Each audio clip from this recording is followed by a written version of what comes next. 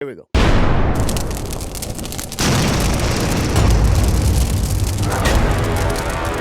Oh my God! Ah! Let's do it!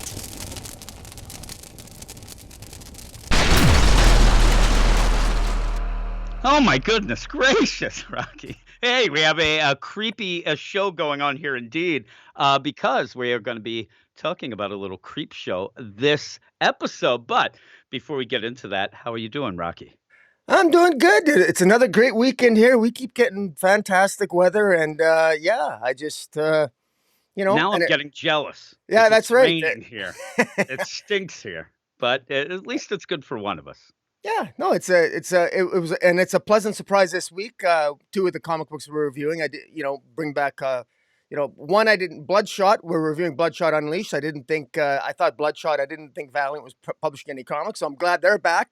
Creepshow is a classic from way back in the day, and I got some old classic comics from the Yeah. way back in the 50s. It sort of reminds me of that, so it's nice to see that. And then even Donny Cates's and Ryan Stegman's Vanish is pretty good. So I think this is going to be an interesting, very eclectic array of three comics we're going to review this week. That is true, and all of them have kind of not really scary vibes, but a little creepy, all of them at points. And a funny play is if you're gonna go back in the day stuff, I do see a lot of people saying that they really liked Vanish from Donny Cates and Ryan Stegman because of the idea that it, like, harkens back to early days of Image itself. So we can even go as that, as a little bit of a back in the day feel.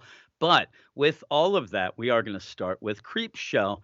And I'll give them one thing with this right away is that it really gets the look, especially the cover and even the credits page of the classic Creepshow deal. And when you do go through this and you look in the back, there is a letter and stuff like that from the editor and the thanks and all that, where this does seem like a labor of love type of book, which is that's cool. I always like that. Now, with that, put that aside, I'm not a huge horror comic fan. I'm actually getting more into horror comics now that I'm still scared, even though I'm so old, but I still get scared. I still get upset. But this ends up being something. Creepshow to me always was more of the, almost like the morality type tale deal, and always the idea where I could sit there and say, I'm a good boy. I wouldn't get, tangled up in this mess. So I did always like the Creepshow deal.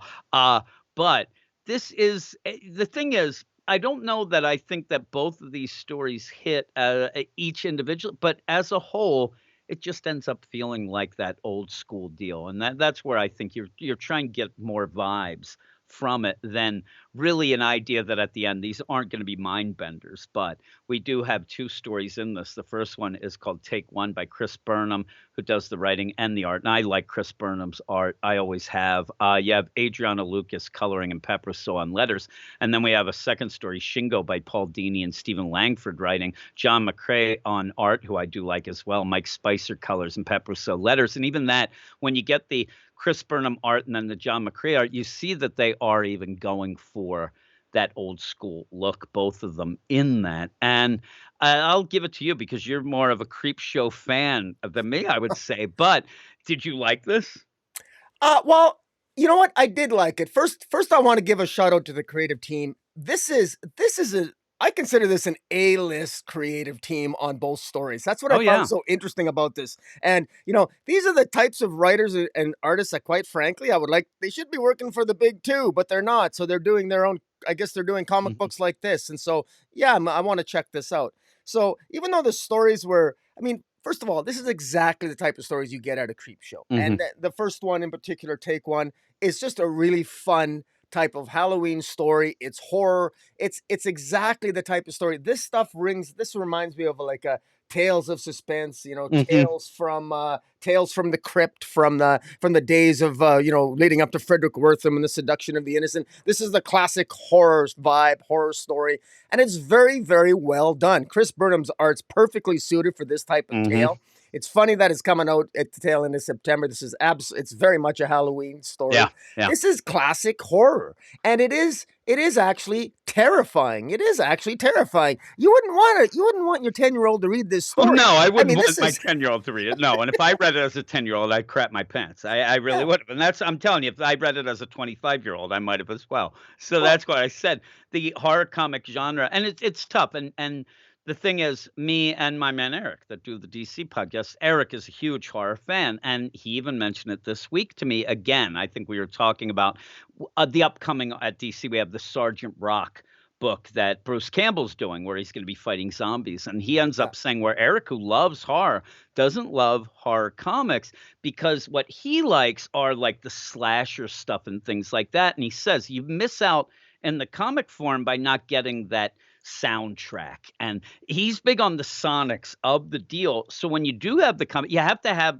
like this where you don't really need, I don't need the sounds of this. It's the idea of doing something and having to get your comeuppance from it. And I like the way that Chris Burnham plays this first story because everybody has had that. My kids are the worst at Halloween with the take one. That's the name of the story because there's, and just to make it enticing, full candy bars out there on the porch and it says take one. Well, Yeah. these guys who show up, the two other kids, there's a younger kid who was kind of the innocent one, even though at the end that's kind of the twist. But you end up having these two, they're just pieces of crap. I mean, straight up piece of crap. But again, I think everybody's done this. Like you said, you want to only take one. But if you end up getting somebody, and that's the temptation of it.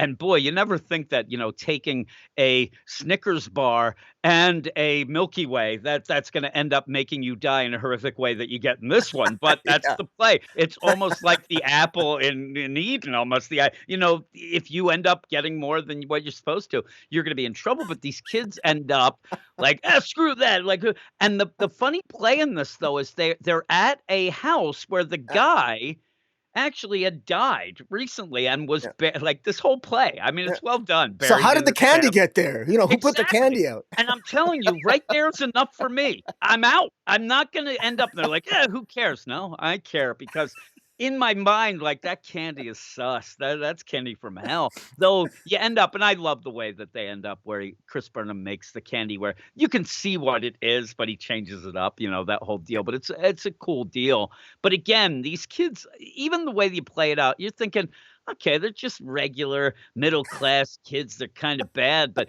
seeing full bars, I ended up where my boss, I grew up with the family I grew up with my whole life. And so even when I was like 10, what eventually ended up being my boss later in life, he's just there and they had a lot of money. I didn't have a lot of money, but they would end up having full candy bars.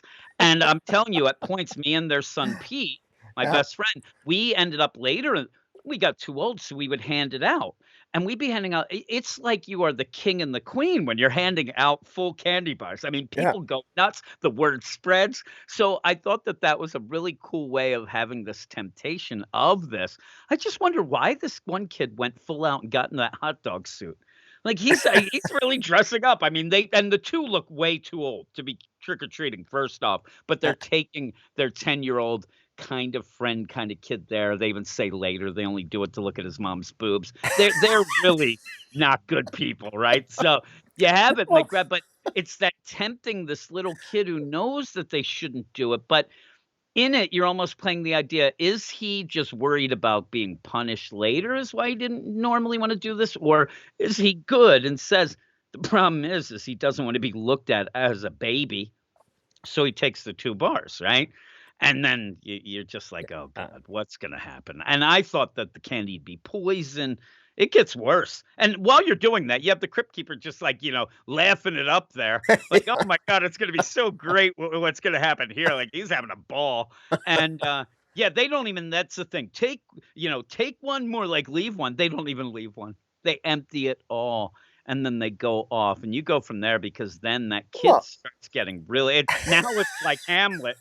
You know what I mean? I mean, things really start going bad for him quick. Well, the kid just freaks out. The kid just freaks out, and I personally love the 2 guys he hung out with because they only hang out with his little kids. I mean, I mean, I Yeah. laughed out loud when he says that, I only hang out with him so I can look at his mom's tits. Yeah, And yeah. yeah, I saw her at the pool last summer. It gave me such a boner. I had to wear a towel around my waist all They're day. going I mean, on with that. and then they leave the house and they say, the kid's all worried about maybe breaking the rules, taking more than one candy, and they're thinking, screw it, let's go egg a church. I mean, these Yeah, are they're reprehensible bad. kids.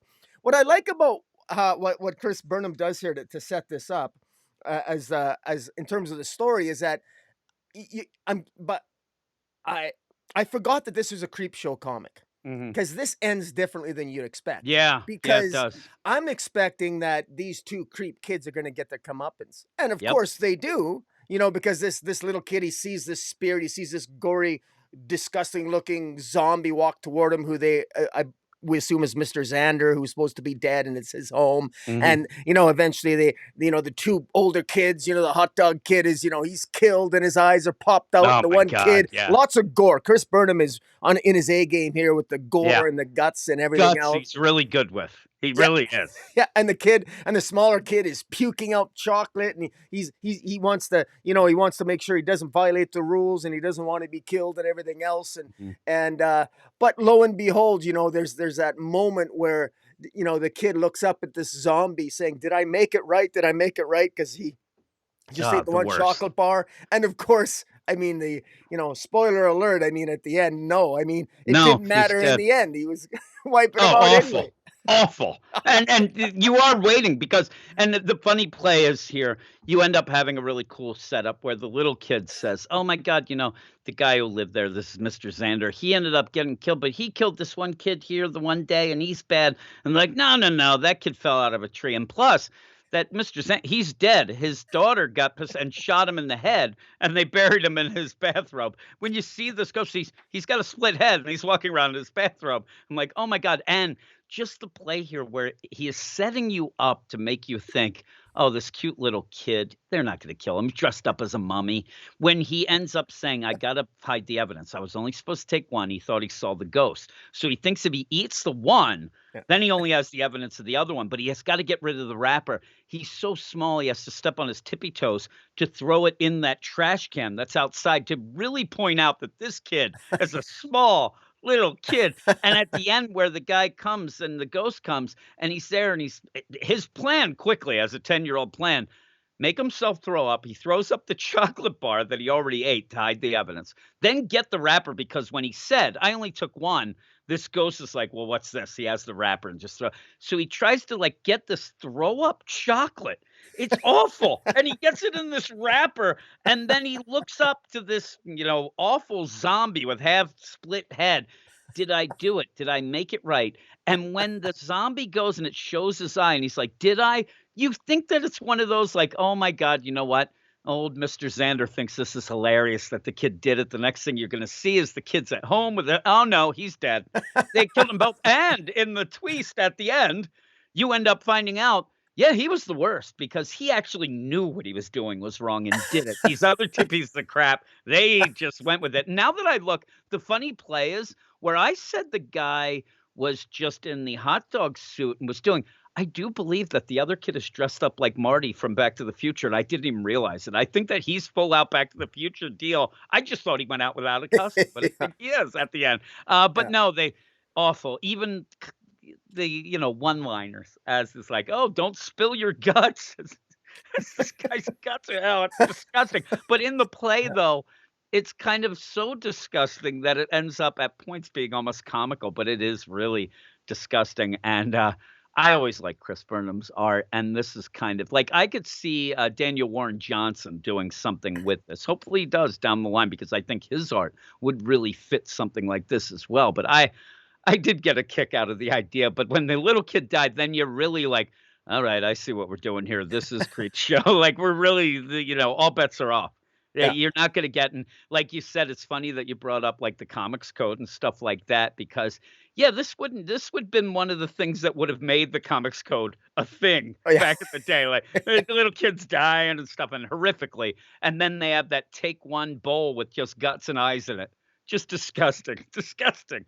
Yeah. But it's pretty good. It was Yeah. pretty good. Again, I'm with you though. By the end, it did take me a second to think and go, okay, yeah. Like I'm thinking this is going to be a morality tale and the little kid's going to end up living and he's going to go and learn his lesson. But that's not what we're playing here.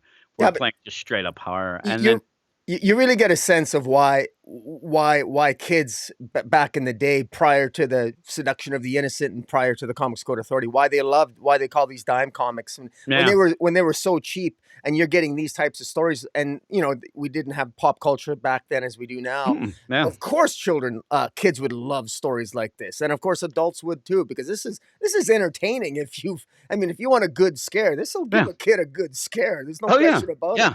And then they'll go out and it's funny, it comes out now. And I'm telling you, it's almost a play in my mind. It's even funnier that it came out at the end of September just to warn the kids to take one later in October. The only thing that I get, and there's a bit here that I could say that I could be a continuity kid, but who knows? But the idea that they are trick or treating. And then it says the next day when the dim October sun would give the answer to the burning question. I'm like, wouldn't it be November now? Because they ended up the last night, but then people do the trick or treats different times nowadays. So I just laughed at that. But yeah. And even then, the play of, do you think the kid lived? Nope, he didn't. He's done. And then we go to the next story that I'll let you go through this story. And even this one ends up maybe a couple pages too long. You kind of get the idea of what's going on enough, but it's really, again, it's that play where you think that somebody's going to end up winning because they're good. You always, in these horror comics, you expect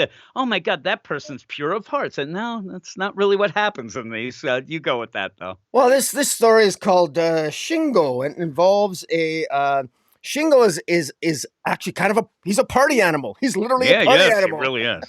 A little bit on a horror side. Yeah. And you probably don't want Shingo to come to your party, but there's a young girl here who's having a birthday party, and her parents, unfortunately, Mr. and Mrs. Clark, they're divorced. And Tom Clark has really disappointed his ex-wife again, because he was supposed to send someone over to entertain his daughter at his ex-wife's place for her birthday. And of course, Mrs. Clark thinks that she screwed up because no one showed up for the daughter's birthday party. Kids are there, everyone's waiting for someone to show up, and lo and behold, who shows up at the door but this Shingo character? I guess Shingo. And he must have just made his way into the house, or I guess she actually saw a flyer. Yeah, and seemed to have called for it, but it's very odd. Like, it showed up out of nowhere. Like, I really need somebody. Oh, Shingo. Like, really desperate times called for Shingo, who's awful, right? Yeah, and it's funny because while Shingo is there, and this is again, just a nice compliment to Paul Dini and Stephen Langford, are the writers on this.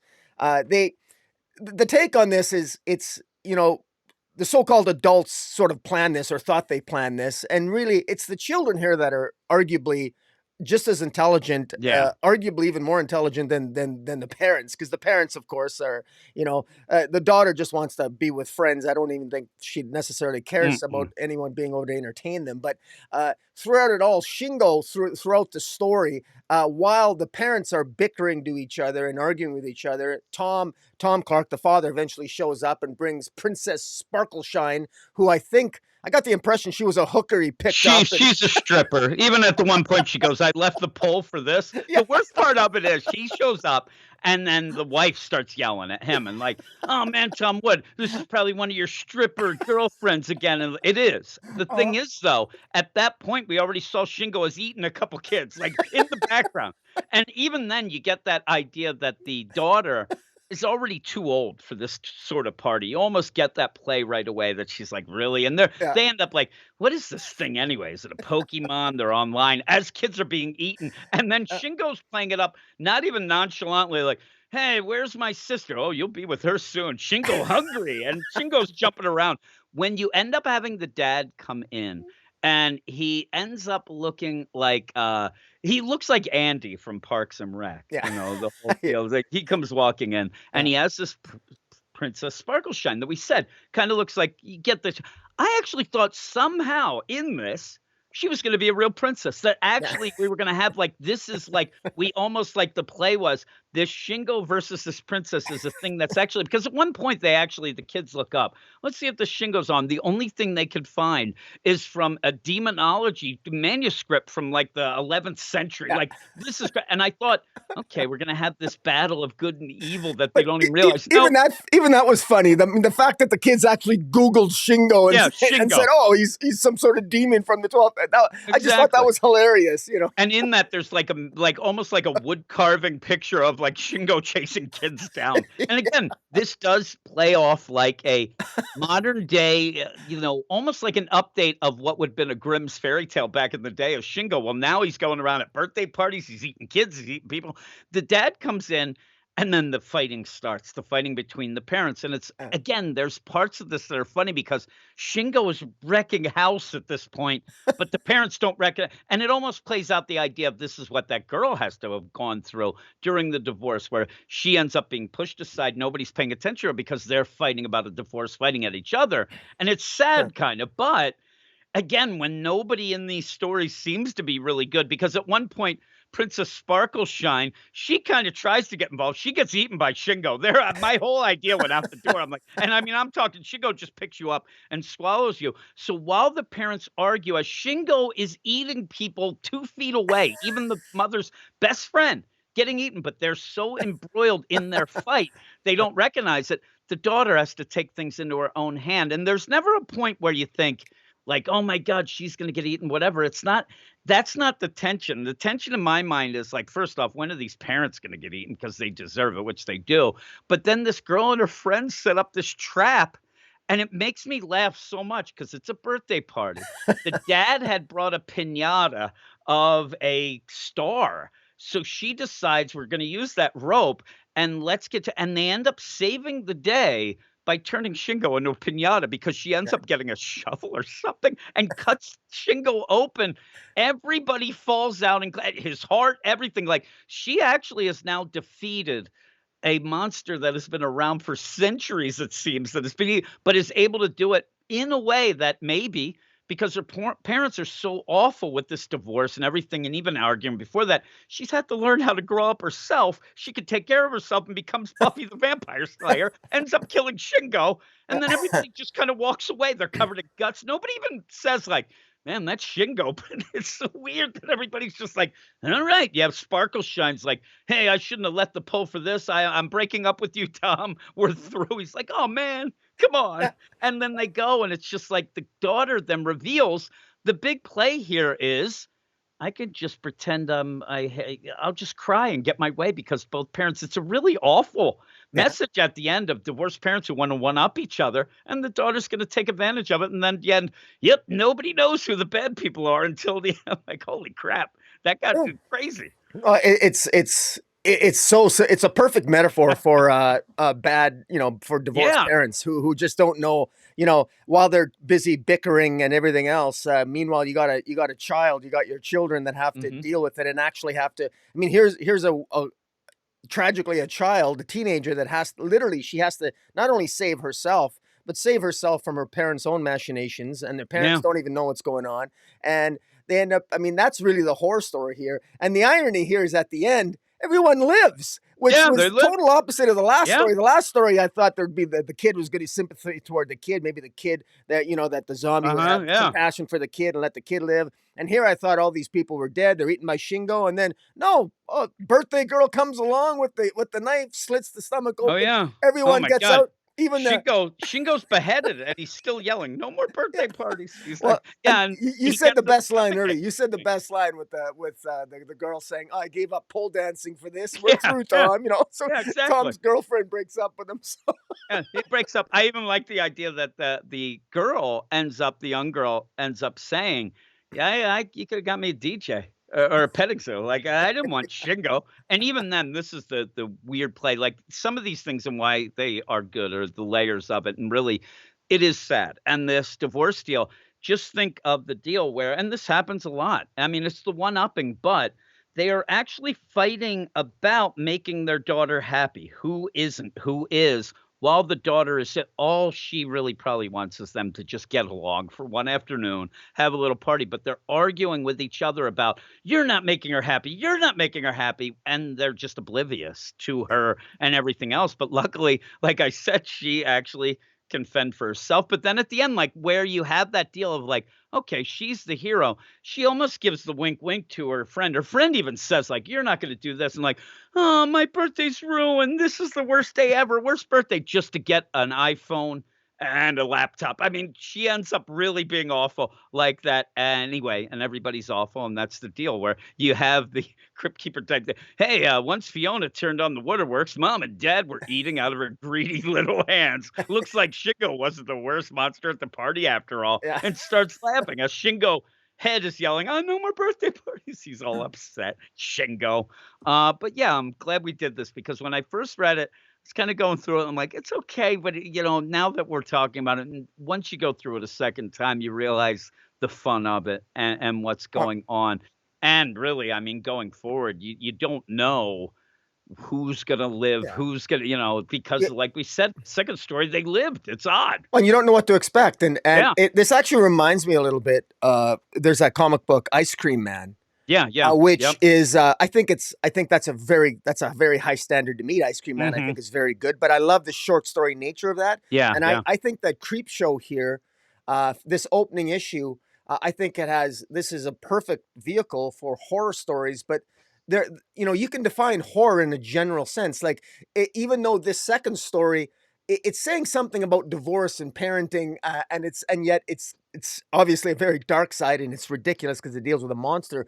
But the metaphors and the themes are fairly obvious, and they're right there. And I think that the potential here for some really good horror-based themes that have something to say, that's what Creepshow should be about. And then when you add in the ridiculous offbeat humor of Creepshow himself, always saying Yep. something smart aleck. I mean, this actually does.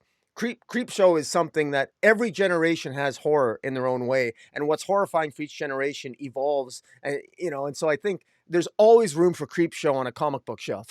Yeah, yeah, and it's funny too because at the back, and I don't know movies and stuff as much, but Greg Nicotero, who is the executive producer director of Creepshow and also did The Walking Dead, he's the one who has, it seems, the rights to this, and he said that he's been dreaming of having a Creepshow book on the shelves. And one of the lines that he says in the back I thought is really really cool. He says, "Before streaming, there were comic books. Before Stephen King and George Romero, there were comic books. And thanks to those who continue to peruse the shelves, there will always be comic books." And I thought that was pretty cool. And he said that he always just wanted and worked really hard to get this going, to have a Creepshow book on the shelf. And I did send this to Eric, and I think that he would enjoy this. I don't know. Anytime I send him anything, he doesn't read it. He's a jerk that way. He ends up like it's like some sort of thing of pride, like I'm not going to read that book that I might like because of him. But again, he'll do the same thing to me with movies and stuff like that, and I don't end up watching. So maybe that's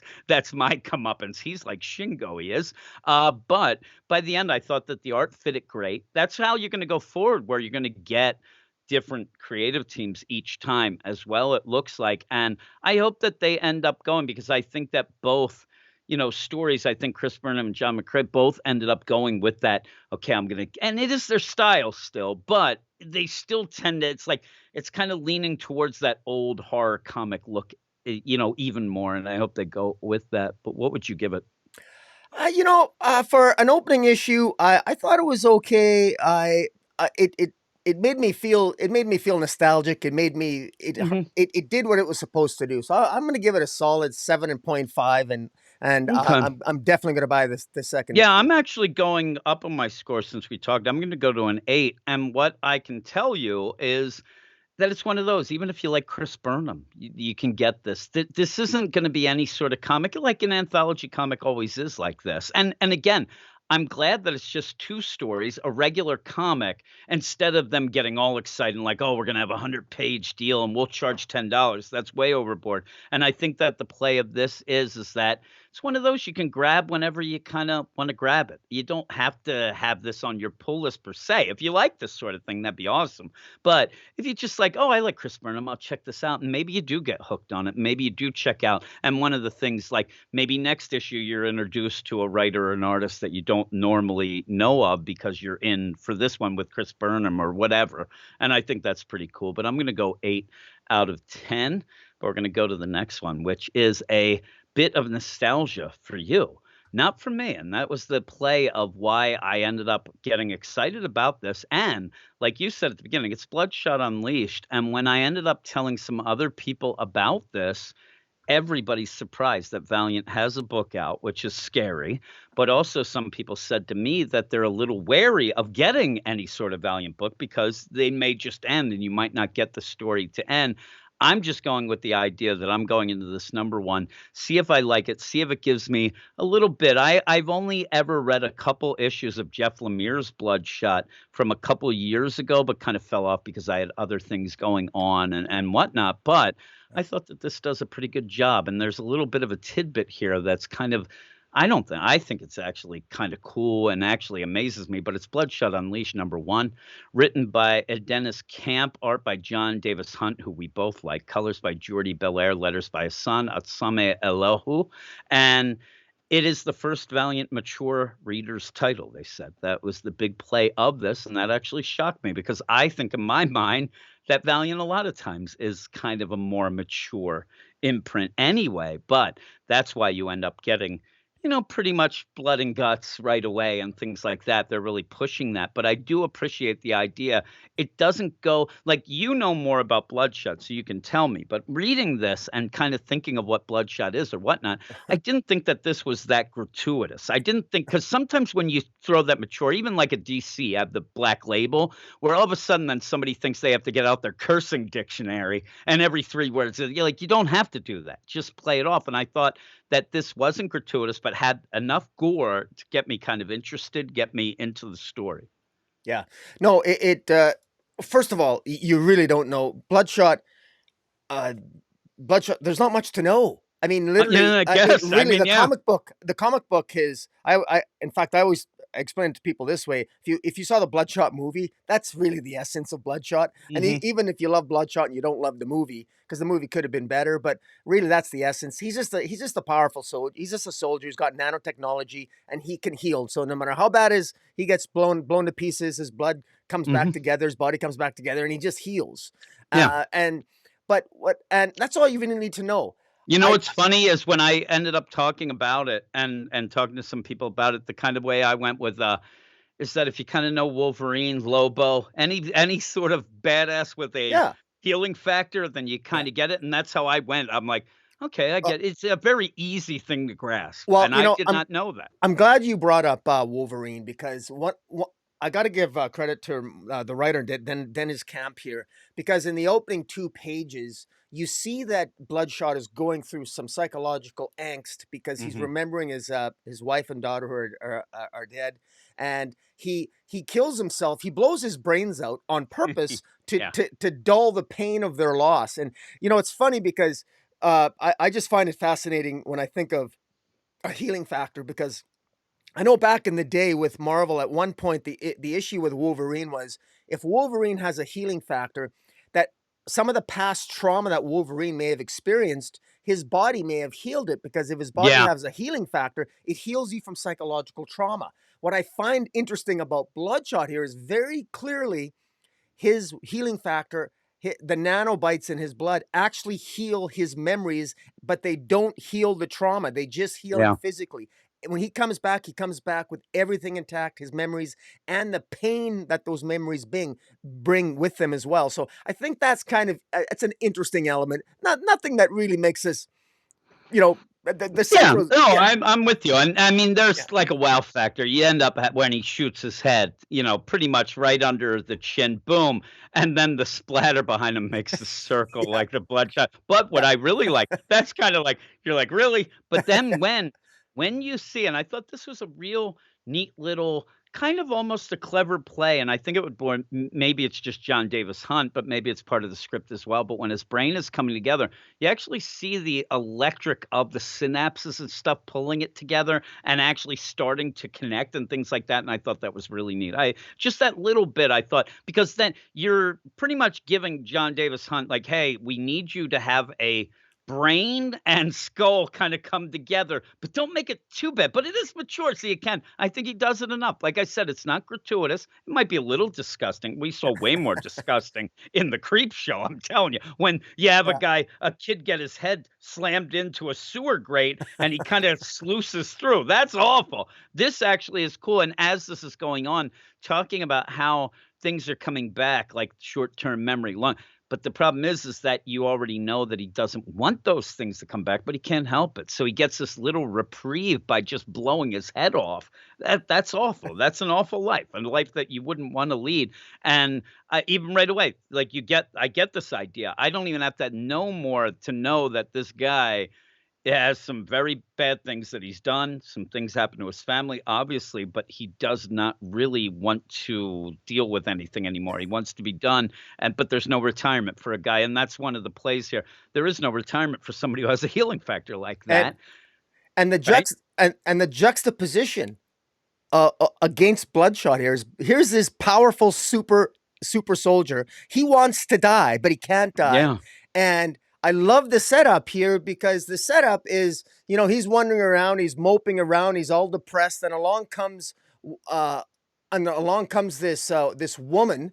yeah. While he because he blows his head off more than once. Oh, He yeah. implies that, and along he wakes up, and all of a sudden there's this woman who's doing shooters of tequila or whiskey, Yeah. and he's like, "Who the hell are you?" And she basically tells him that she's basically committing treason. She's violating her oath to the U.S. And she reveals to Bloodshot basically uh, that we have this that all there's the other soldiers that we've created similar to Mhm. you, that they've that and over the years when they've gone rogue or they've gone psychologically crazy, we basically lock them up in a place called the dump, which is an old abandoned like missile silo. And unfortunately 27 of these psychotic soldiers have now escaped from this dump, and that's what they Yeah. call it, the dump. And they're all over the country, and we need and the government's not saying anything, they're not doing anything. And so I'm just here to basically give this to you. And as she's telling, and as this is playing out, and this is beautifully structured and paced. Mhm. I'm not doing it justice the way I'm describing it, because as I the think you story's are, Rocky. well I well think you well, are. thank you. But as the Yes. story's being told, we're going back and Yeah, forth back and because forth. because in the first mission, he goes to this destroyed town called Liberty, where he has to take out the first soldier that he goes up against. This guy named I'm trying to find his name here. Yeah.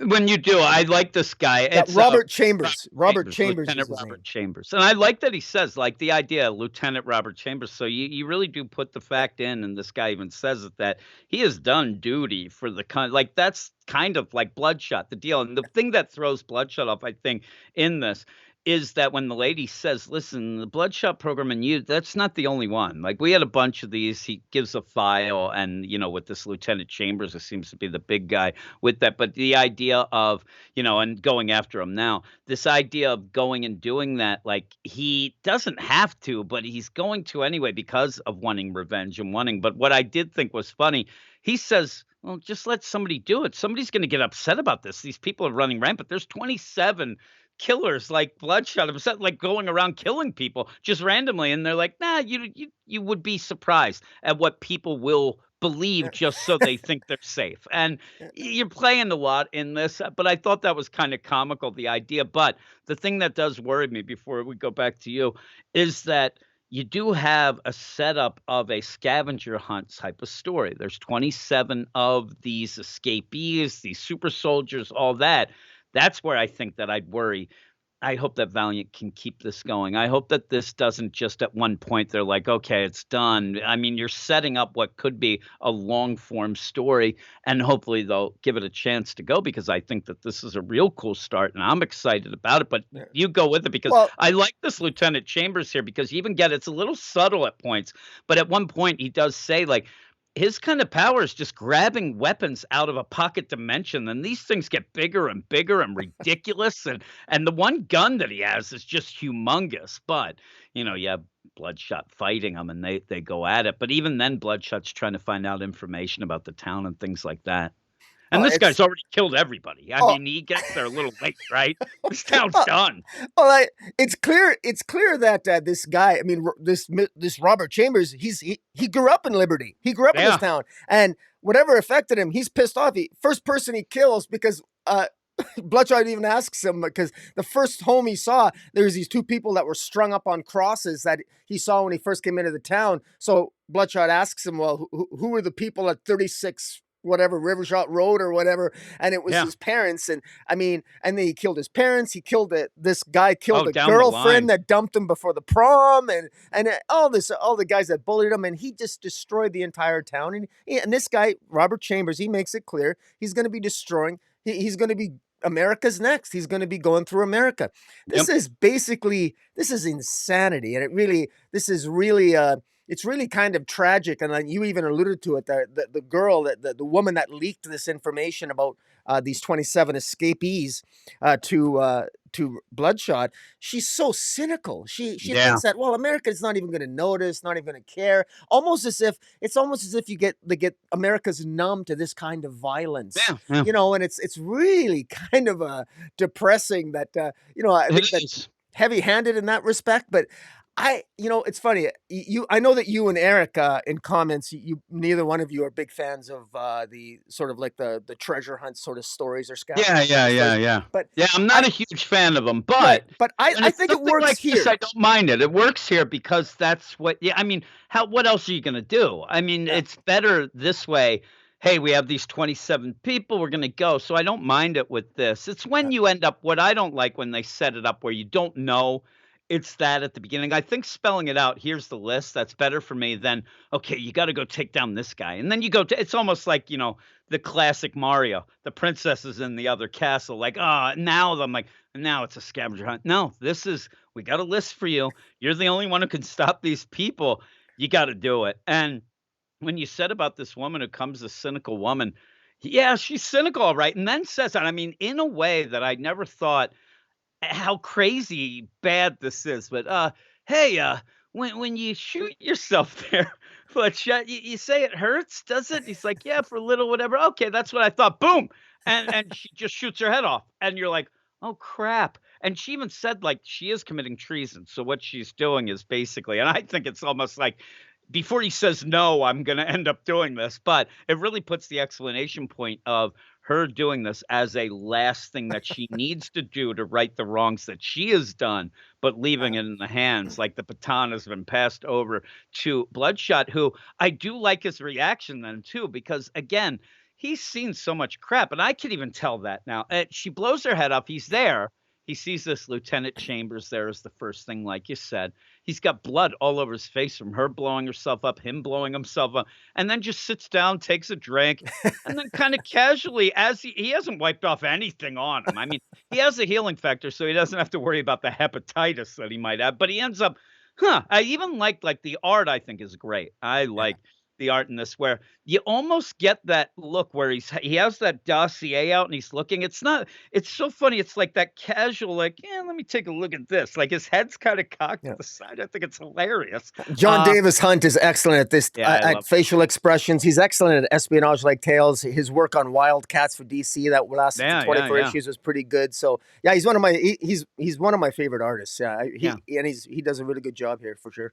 And I love this idea that you start off where you're talking about the 4th of July. This brings up memories of his wife and daughter. So and that was where you're getting this bang of him like, okay, 4th of July fire, bang, he's shooting his head off. But then at this point, I'm telling you, the art is so crazy. Look, that gun is about 20 feet tall. And he ends up using this huge gun on this Chambers himself that then launches a rocket with him up and explodes in almost like a nuclear explosion, but it's like, in my head, it's 4th of July. You end up with all of that, and then everything falls down on him. I mean, the idea that he's doing this right above him, and he's like, "All right, I pull myself together, get my hands steady, And here we go." and And then, yeah. it should be noted that this Robert Chambers that he's battling, because at first I was wondering how can, because I was surprised that Bloodshot was having a difficult time with him, but it's Yeah. Robert Chambers can apparently access another dimension and has Yeah. an unlimited supply of weapons from Just this other weapons dimension. out of another dimension. That's So crazy, yeah, right? so that's the threat, and as Robert Chambers told Bloodshot, he says,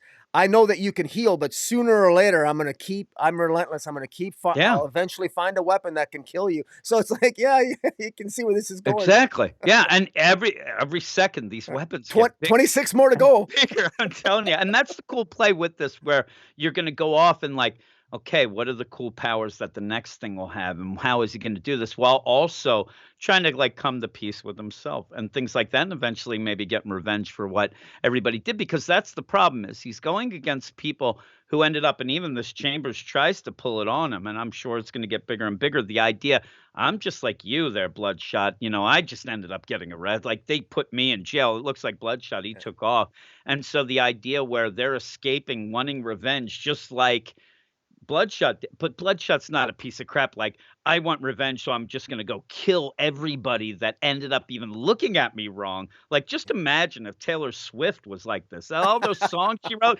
instead she's just walking down the All those road just boyfriends being like, killed. oh my goodness gracious, they'd all be done.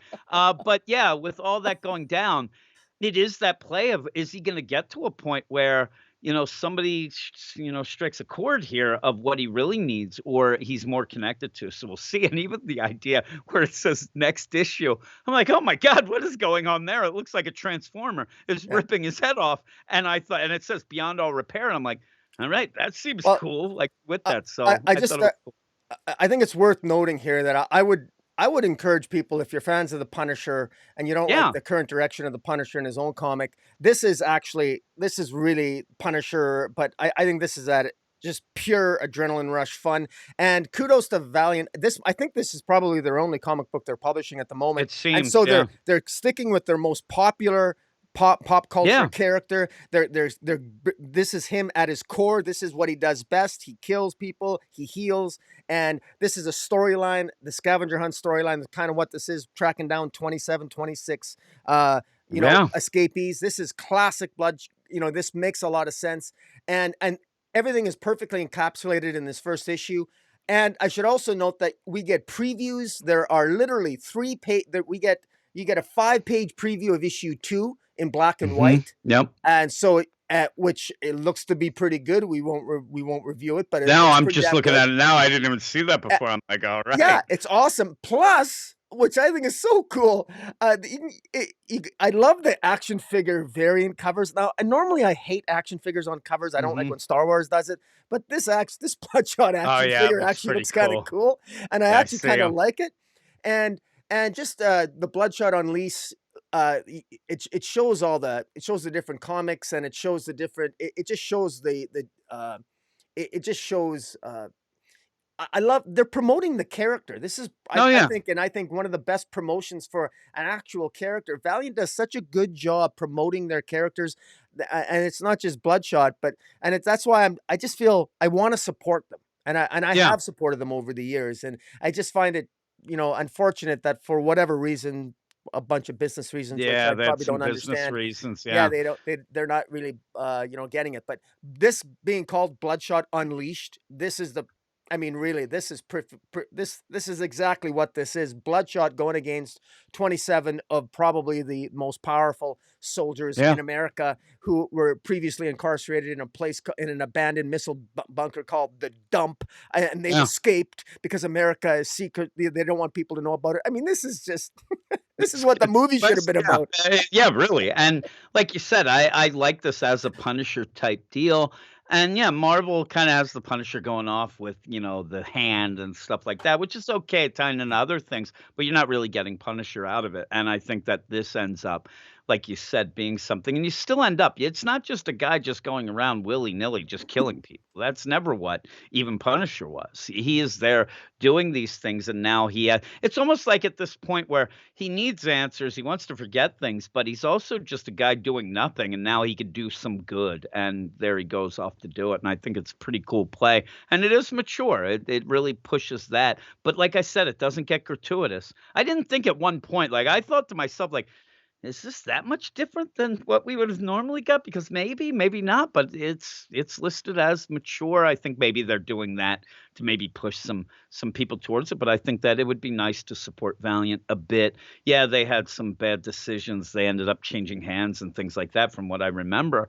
But this is a quality book. This isn't just, hey, let's throw something out to maintain the copyright or something like that. This is pretty good, and it looks like they put a good effort into it. And maybe with Valiant only having this, it seems out, maybe they'll have at least a little bit where they can push this and get people, and maybe this starts up things again. So that would be cool. What would you give it? Uh, I enjoyed this more than Creepshow. I'm giving this a solid 8. A It's solid funny. 8. We're jumping each other because I'm an 8.5, and we Okay. keep going up that 0.5. I just started. Well, you know what? Dini, I could, I think this could be, I mean, 8.5. I It's liked it. yeah, Yeah, it's yeah. good. I'm Now, this is with I'm that, yeah, I was just gonna say I ended up this is one of my first Bloodshot comics. It's one of the first for a couple of years, and I ended up not really reading much of the other one anyway. So in that, I think that was kind of the play. Maybe that's why I'm a little more excited, yeah. because Well, I'm like, Jeff okay, I can Lemire's get run was I really enjoyed that. That yeah, was yeah, really that's good. the one that I started with, and then, like I said, at one point I wanted to read everything, and then we had so many podcasts and things like that that I had to kind of dial things back. But this is what I have to do. That's why you have a podcast, so it forces you to read the stuff, because then you can convince yourself that you can read 200 comics in a week. But the next one, I'm actually glad we read this too, because it is Vanish #1 from Image, created by Donny Cates and Ryan Stegman, obviously of Venom fame. J.P. Mayer on inks and colors by Sonia Obach, and letters and design by John J. Hill.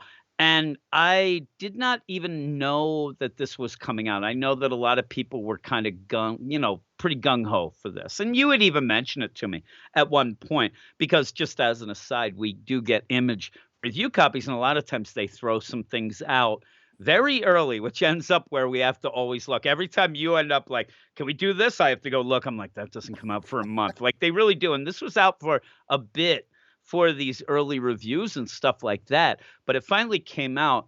And boy, it looks fantastic. I love Ryan Stegman's art. And in it right away, it makes it feel bigger because of the art and the detail of the art. But Donny Cates ends up playing a game where it almost feels, and he does this a lot, and it's funny to do it in his own thing that you only get the first issue, but it's almost as if he's gone and gotten a bunch of different stories, combined them, but finding these little twists and turns to make you keep on your toes. And then at the end, because things at points feel familiar, but not. And then at the end, you get a twist and you're like, holy crap. And then when you read it a second time, you're like, boy, this is really clever the way he's doing this, and the idea of what we're going to get at the end, because there's so many different things that you think of. But you start out with this guy, Oliver.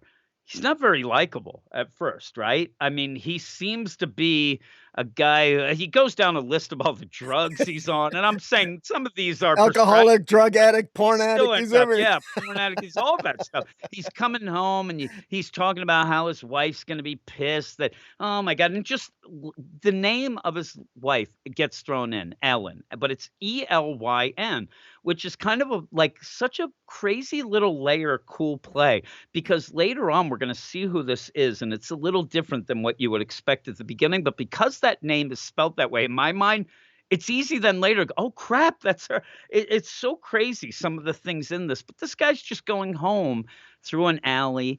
And like I said earlier, I think that a lot of people are right. This reminds me a lot of early, even the Ryan Stegman art, which you can tell he's very influenced at points by Todd McFarlane. So when you get this, it has a Spawn feel at points, even mentioning chains, but it also has just a really cool deal where this guy's going home.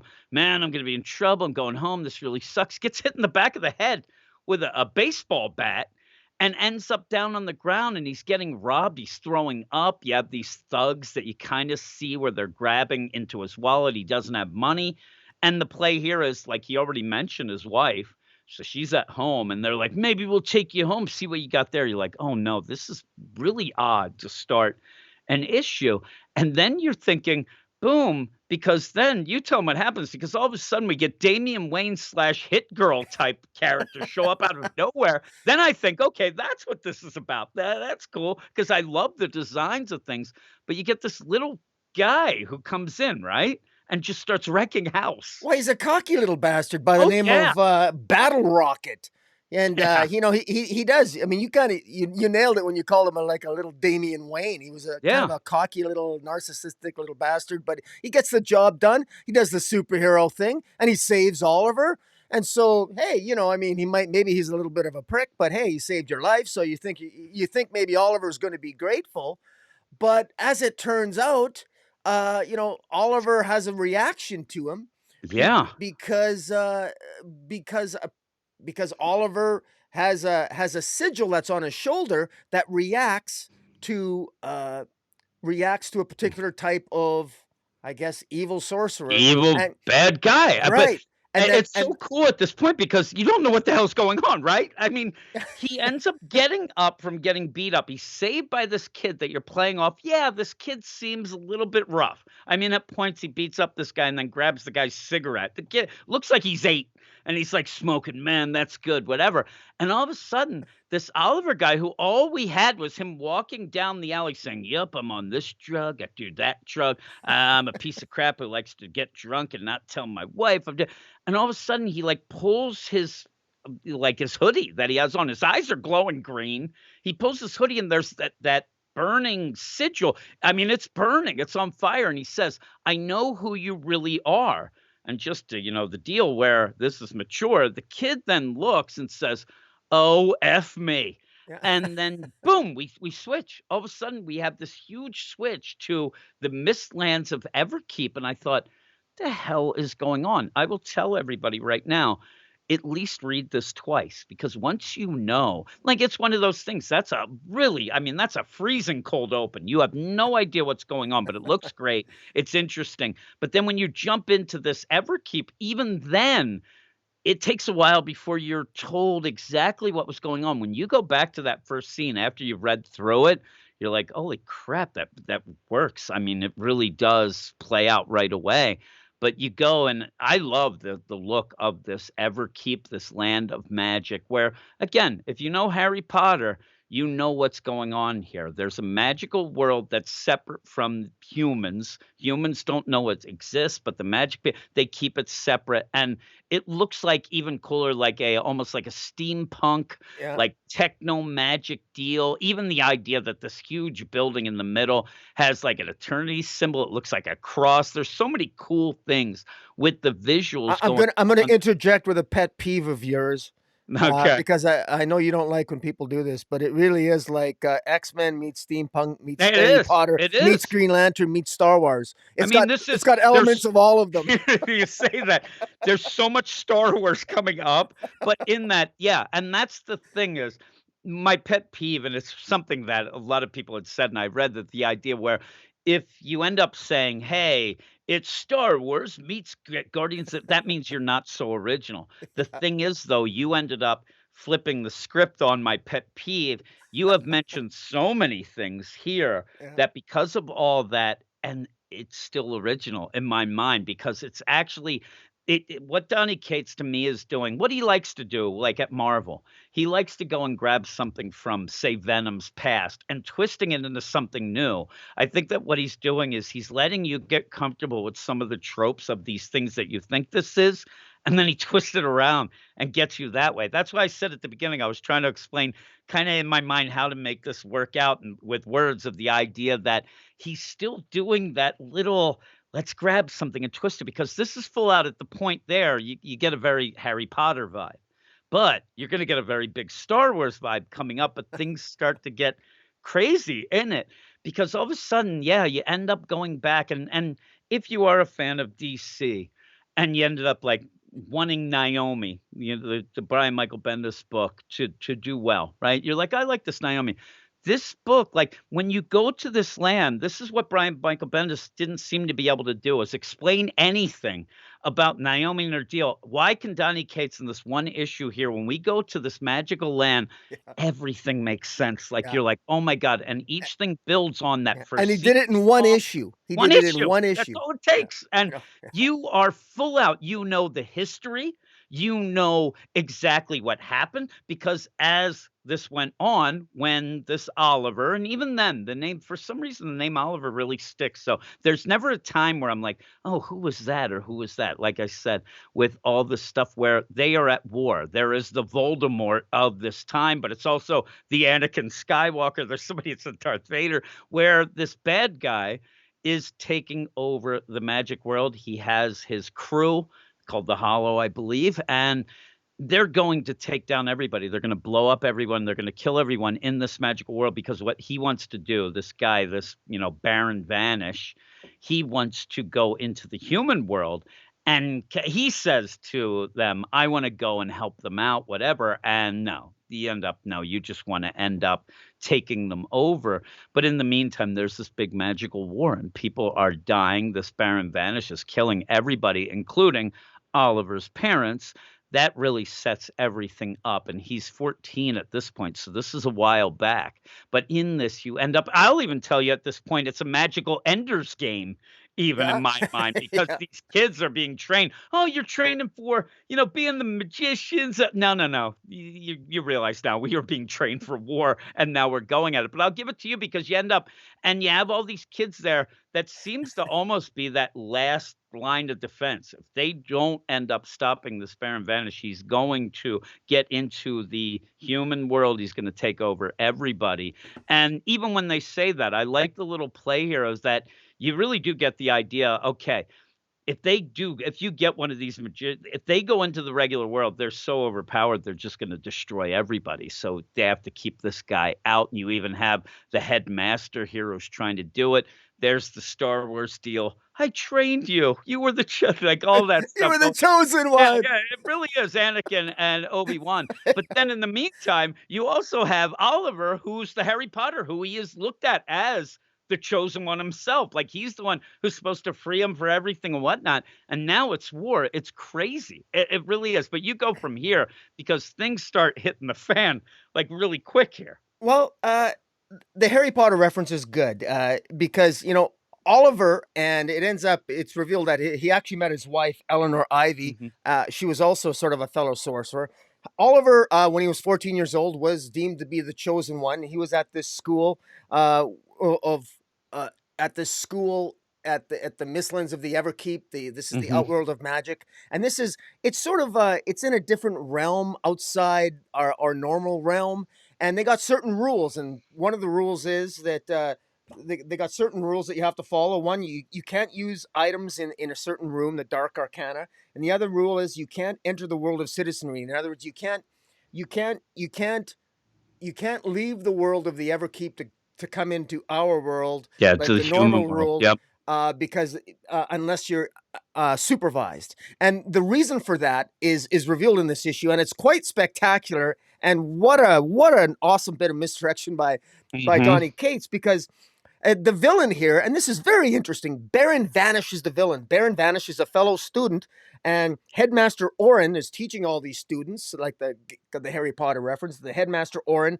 he's teaching all these students to you know to you know to prepare for this Yeah. battle against Baron Vanish.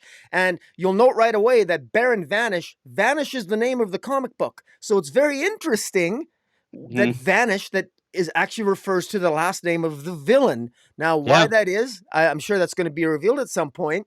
I got so many theories here, but I Mhm. don't want to. It's I, crazy. it's crazy, but I really like what's set up here. And young Oliver Baron Vanish, it looks like he handily defeats Headmaster Orin, and the only reason that he doesn't that Baron Vanish and his Hollow, all the underlings that Mhm. work under Baron Vanish are called the Hollow, and they basically do all the killing for him. They're his executioners, and before they can essentially eliminate all the students of under Headmaster Oren, while up shows Oliver, he's the chosen one. But Oliver he violated the rule. He broke the rules on purpose. I don't know if he was arrogant. He thought he was the chosen one. He could get away with it. But he enters our world. He essentially brings a gun into the world of magic. And apparently that's something that you're not supposed to do, but he does. You're not supposed to bring anything from the human world back to there. And there's a really cool play here, though, well, right? There you go. You could take it from there if you want. I'll just say, what happens is you have this Baron Vanish who's wrecking house and basically has set it up. Whatever he is, however powerful, no magic can harm him. He says, nothing can touch me. No magic can harm me. And you end up having, and in that you had Oliver, he breaks into that one room where the Dark Arcana is. He ends up getting an orb that's supposed to show him the future, that he wants to know if this plan of his, and we don't know if it's just this one thing or what he's doing, now as well. But he sees it's going to work. And then the other thing, you can't go to the human world unsupervised and you can't bring back anything. So when you end up having, and it's such a trash talk moment that turns on Baron Vanish perfectly. He says, no magic can harm me. No magic can touch me. And Oliver pulls out the gun and goes, F magic, and shoots him right between the eyes and kills him. He kills him. I mean, then just think of that. The idea of that is so crazy big to show you, because again, this is the Harry Potter moment with Voldemort, all these things, but it's such a cool play, but also shows you that first off, Oliver said, if you break the rules, you are sentenced to death. That's one of the bigger plays. And even as they're going down, and like, where's Oliver? Where's it? We don't know where he is. He's off doing all this stuff, and he comes in and he shoots Lord Vanish, Baron Vanish, through the head. This guy dies, but the hollow, and this is another thing that I like that Donny Cates does, because this even came up on our podcast this week. I'll just let you know, it was in the Nightwing book, where a lot of times and it happened with the recent Iron Fist book, actually, at Marvel too, that drove me nuts. I hate when the day is won by the hero, but in that they let the villains just walk away. I mean, there's so many times when the villains just, you're like, you didn't win. Why are you high-fiving? They're right there. They're walking away. And that's what happens as everybody's cheering because the big bad's done. The witch is dead, all that. These kids are like, and they're kids, but they're like, yeah, all right. As you see Oliver's like, wait a sec, the Hollow, they're just flying away. They're just, 5 of these, they're just going. He's like, no, they're going away. We have to do this. He's yelling, no, he's pissed. And then in that, too, the real cool play that we do learn throughout this bit of his youth, we do find out that you are branded with your house very much like a Harry Potter, but that brand, it ends up being a magical brand that when these hollow and when these dangers, when they're coming, it will burn. It signals you. That's where you know that trouble's there. You know the hollow. So he's just been then, because we go back and then you're like, oh crap, it all makes sense. That thing started burning. This kid that he ended up getting saved by, who is a superhero in the human world, is actually only that because he's one of the Hollow. He is a bad magic user. But what would magic be in a regular deal? He's using it to be superheroes. And the weird play of this is, he was a little over the top, right? He was a little gruff. He was a bit of a brat. But he did do something good. And he actually tries to say that as Oliver gets pissed and starts going to town. And that's the thing. He's been on the run with, you said, his wife. And even that, he's like, oh, how's the girlfriend? Oh, man, did you marry her? Oh, geez. And he at first thinks like the big play is they're going to come find him. He killed Baron Vanish, but it seems as if this kid, who actually turns out to be like an 827-year-old man, ends up saying, we weren't coming after you. We no, that's done. And actually starts trying to say, we're actually doing good stuff now. Like, we don't do that bad stuff anymore. We're using our powers to help, humanity and things. But Oliver doesn't want to listen to it. And that's where you get that weird twist at the end. You also get a lot of chains and even a ball and chain joke and stuff like that. There's also one other thing that Headmaster Oren told Oliver at one point, that you're destined to extinguish a great evil. Yeah. Because he's the chosen one. So I'm wondering, maybe he's the great evil. Yeah, it might Maybe, be. just like that's where the Star Wars comes in. So I'm thinking to myself, maybe Yeah, this is massive misdirection. Maybe this Baron Vanish was meant to win. Maybe he was the good guy after all. yeah. He maybe he should have been the leader of the house. Maybe this, who's to say the chosen one? I mean, Darth Vader was kind of a villain, yet he was the chosen Yeah, one. and he So was the chosen one to bring balance because you needed the bad and the good, that, and there you that go. that's I right. mean, it could be. It definitely could be because and the real funny play in this, and I think that this is such a neat thing, and it's a Donny Cates thing again. But I think that when people get annoyed with Donny Cates, it's because they've been reading a book for so long, and then Donny Cates swoops in and goes, "Wait a second, no, Venom wasn't just that; he was this and that." But when he's doing his own thing and twisting it around in one issue, I think it's so cool because you have Oliver's at a really odd position here. He's fighting this, the battle rocket. He even says, "Battle rocket." That is the worst name I've ever heard in my life. That is ridiculous. And as he's fighting a kid, I like the play too, where he ends up where Donny Cates actually has him say, like, "Hey, listen, this isn't really a kid. This is an 800-year-old bad guy." All this stuff. They reveal his name, his true look when you finally get it. But even then, you end up having this back and forth. You have this team that this kid slash old guy is on. But the play here is they are looked at as heroes in this world. So when you end up, and even at the end, you end up having a little power up because Oliver grabs the signet ring of this guy. It ends up, upping the ante. He says it's like an adrenaline shot or good coke, which you're like, all right, Yeah, now back to that's the the Green Lantern reference. I figured yeah, that's kind of like exactly. Yeah, taking it you. is. So, and he has his own, but this is like an upgrade deal, and he's doing this Uh, because he needs to end up fighting. And this kid's name's Balin, and he's this, like I said, an old guy, one of the Hollow that he has to take down. But the thing that gets me, he runs home, and he realized once he gets that, he's like, okay, I'm sober now. I'm gonna go. You have him go home. He has all that medicine that he's looking at, and it seems like he threw it in the trash. I'm on the case now. All these guys are here, so he actually everything that he's been thinking. And he's even been thinking to himself that things are going a little bad. This is going to happen again. So he goes back to his house. Wake up your wife. Your wife ended up being pretty kick ass. I mean, she ended up standing up. The only other one that stood up to Lord, Baron Vanish before you ended up having Oliver end up killed. She was pretty badass when she said and threw some stuff at him and tried to attack him. She could help. I think I don't know yeah. why, or is it that she doesn't. I don't know. We'll have to see what's going on with the wife because he says, I'm not going to wake her up. He goes down, ends up where the crazy deal. He uses this like magic secret word, but it's hollow, where it opens a case and there's this old outfit. I'm surprised it still fits, but he ends up grabbing it. We can say magic works, but even in that description, I can still smell pretty much Vanish's blood on it, he says, and he's going to put it up. This is my deal. This is what I promised I'd never do, but now I have to do it. And he says they've taken a new form. The Hollow are back. I got to get him. And the play is he's going to have to fight what is looked at as a superhero good guy team. And so he says, if they're the good guys, I guess I'm the bad guy. But because humanity would, the humans or the citizenry, they wouldn't know that these people are bad. They've only known them as good. It's such a weird play of how they'll even think of what this is. And that's where, again, you might end up in where you said with Oliver, maybe it's going to be one of those, well, to be a bad guy, I got to think like a bad guy and realizes at the end, I'm the bad guy because he's going to be taken down. We'll probably find out the team is called the Prestige. It's the Justice League of the deal, that whole deal, the Avengers. Maybe we'll find out how much good they have done.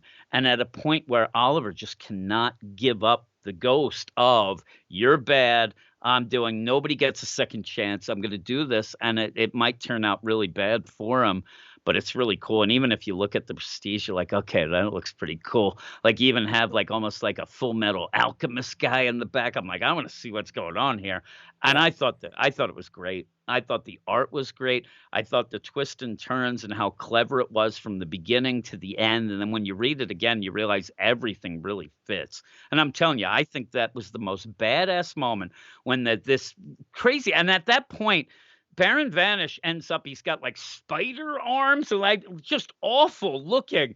And like, no magic can touch me.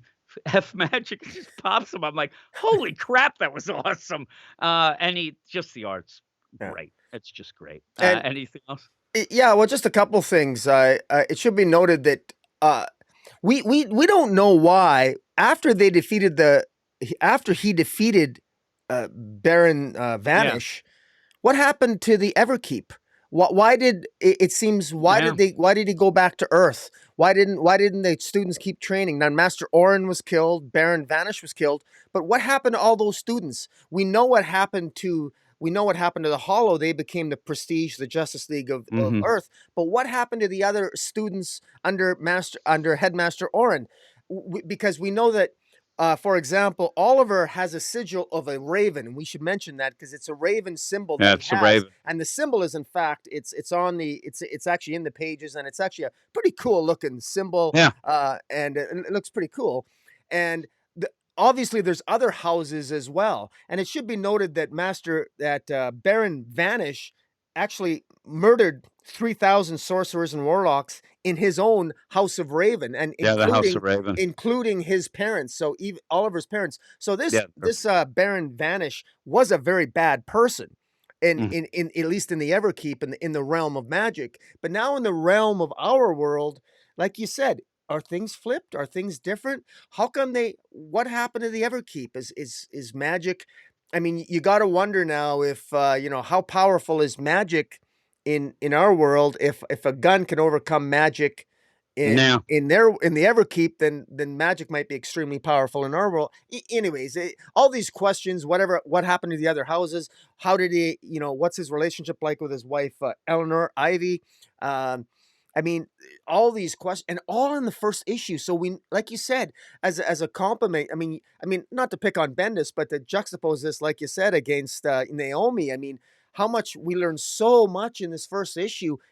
I want the reader. We want to come back and know more. So much is crammed in this first issue. yeah. Kate just does a really really good job of pulling the reader in, planting all these seeds. We have all these questions, and like you said, that epic moment where the kid pulls out the gun, F magic. So I mean, good. that was just So good. that was just It made me beautiful. laugh. And the only reason I brought up Bendis, it wasn't just because I like yelling about Bendis, though I do, but it was because of the idea where it just reminded me of Naomi and finding out about Naomi's home planet in the world, and then going through two whole series and never learning anything else about it and never Yeah, really getting a grip on anything of her past. Where in this, you set this up, and within one issue, we have a solid foundation that still leaves some questions. I think in my mind, the only thing that I can play, because that was a while ago. I mean, he has aged, but again, you might even play out the idea that when you end up leaving the magical world, you go to that, you might age, but it's a weird play. But even so, I thought maybe it's because he ended up breaking the rules, and maybe there's like the idea of being a stickler. Like, yes, you did kill the guy who was pretty much the Hitler of the magical world, but you ended up breaking the two rules. We're gonna have to put you to death. Like something crazy, like he's on the run, or maybe things fell apart. Maybe he didn't like it because he was really mad that the Hollow was going away and all these kids. Now, again, it was just kids, cheering and all that, but seeing the Hollow go away was really upsetting. Maybe just things weren't for him anymore. But that's the interesting thing. And then having the idea that you wouldn't think that at that point the 14-year-old guy and girl are going to go off and get married right there either. This yeah, seems like later some things happen. They exactly. end Yeah, up going. Maybe they're on the run. Maybe the magical world's in turmoil. You have these houses. Maybe they're against it. It's funny. I'm glad you brought up the look of the emblem of it, because even that, for some reason, I'm like, oh, that reminds me of Hunger Games. Like, there's a lot of things in this that I'm like, oh, these things all look like it, but it all plays out in a way that I think it's done. Like, he does play off the tropes of things and twist it around and things like that. But boy, when you go back and read it again, and then you see this Damian Wayne looking kid, the battle rocket, when he comes in, and you realize that this is like an 800-year-old guy who was really the worst of the worst, then it all makes sense, because he's still, that's the thing. You can take the piece of crap out of the magic world, but can you take the magic up? Because he comes in and he's like, he still can't be really good. So you even get a play of like things like the boys, even with this prestige. I don't think that they're any bit good. I bet you behind the scenes they're real pieces of crap, like you see with this kid. But we'll have to see. I think that's pretty cool, and really by the end, I'm like, "Holy crap, this was good." And just out of nowhere, I had no idea this was magic world turns to superpower deal, and it really it intrigues me. I like the whole setup. What would you give it? This was actually out of all of them, this was my favorite. So Yeah. I'm giving this a 9.2. Okay, I'm 9.5. I mean, I like it that much. I think it's really good. Yeah, and we could get into issue. Maybe it doesn't maintain, maybe something whatever, but this first issue is a strong first issue that really gets you going. It feels like something that could end up being like, oh my God, I could see this as a series. Like you get all these crazy things in your mind. It's a lot of times, and whether you like it or but like a Mark Miller, like stuff like that, where when you read it, you're like, yeah, that's why this guy's pretty popular, and that's where I got with Donny Cates. I'm like, yep, and I'll tell you right now, some of the stuff at the end of Venom, some of the things that he's doing now, like the Hulk and things, I don't like as much. I'm a Donny Cates fan, but recently kind of dialed back a little because I thought he was a little off. But I'm right back on. So if you are sitting there and saying, I'm not a real Donny Cates fan recently or whatever, I think this is the strongest thing. Even crossover, I liked at first, but I kind of fell off of that as well. So this, I'm excited about again. I'm hoping now at this point, whatever the case may be, there's a lot of delays with his stuff. Hopefully he's doing okay and whatnot, but a lot of his books have been really, really delayed.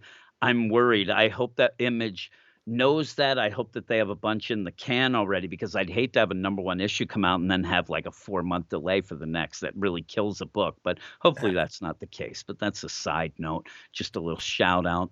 But I hope Donny Cates is doing okay because this is awesome. But I guess that's it. That is it. 3 books, and I liked them all. I'm glad Yeah. that we liked all of these, and yeah, there's always some cool stuff, and there's some really cool Image stuff coming up in the next couple weeks as well that we'll be able to go Fantastic. through. So yes, I'll be all excited about it. Anything else besides, saying I'll say it as I do at the end, having go to Rocky's channel, the Comic Boom. If you're listening to this or watching it on that, obviously you're already there, but check out all his other shows, especially the DC review show with Jace. But if you're listening to this on the podcast side of things, I have a link to hit there and go over to Rocky's channel, which is awesome. And well, there's Yeah. obviously Weird Science as well. Weird Science DC, Weird Science Manga, Weird Science Indie. You guys cover it all. And I'm a member of the Get Fresh crew, and I absolutely get. If you're not a member of the Get Fresh crew, man, you're not a true comic collector. That's how's that for promotion? That's cool.